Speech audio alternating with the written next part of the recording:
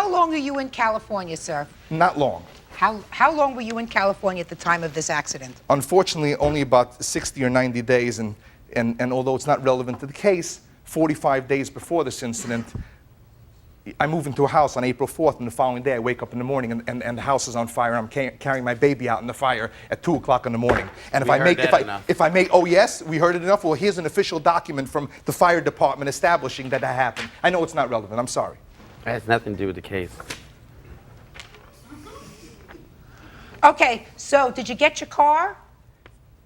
I actually paid for it yesterday for a full month. I mean, this man wreaked havoc on my life. How much was the... $1,800. It was 19 at first. Excuse me. You want to pay 19? He changes Excuse his figures. me. The day I came to him in his salon, I showed him the first estimate that I told him I would get was for 18 and change. Varaz, his own people, estimated at 1,800. And that's what I paid for it. And $1,800. $1,800. So this is his own people. This is Vahez estimate. Okay, prepared to hear you, sir.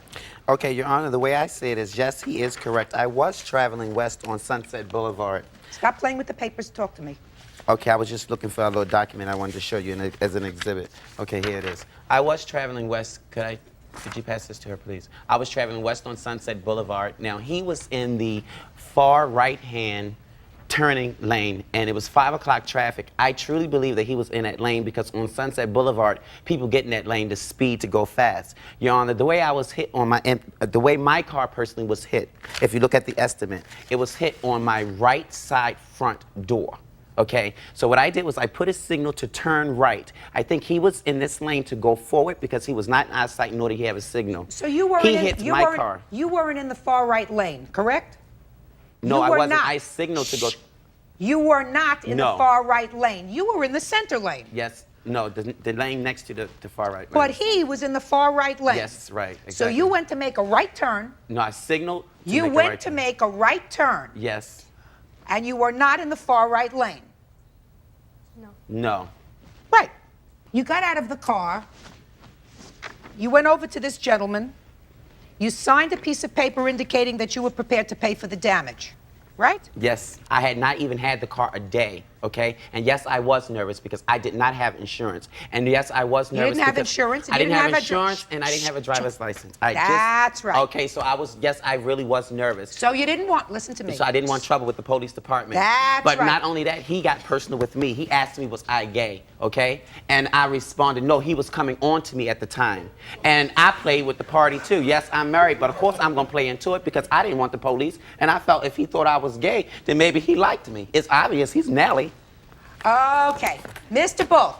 Now he this comes. is proof. I want you to stop talking. Listen to me. I'm going to ask questions. You're going to answer them. He came to your salon. Now he got to Viha, the Armenian, through you. Is that correct? Yes. I'm being totally honest. I was nervous. That's the only reason I signed this paper. I did not want to go to jail. Okay. My wife told me, listen, this guy is at fault. He's in our business, and he's screaming, irate, loud. He's from New York. He's obnoxious. It's obvious he's obnoxious. Look at him. Okay? He calls on my phone repeatedly. He tells me about his house caught on fire, how his kids are hungry. He needs his van to transport his kids. All this irrelevant stuff. While I have very important clients that are there. In fact, my wife is here as proof that I had a client that sit there in the chair when I disputed with him for 20 minutes in my business, screaming because he has no patience and he acts immature. He screamed, screamed, screamed, and I lost the client. She requested her $150 deposit back for, the services that were being rendered, her hair extension.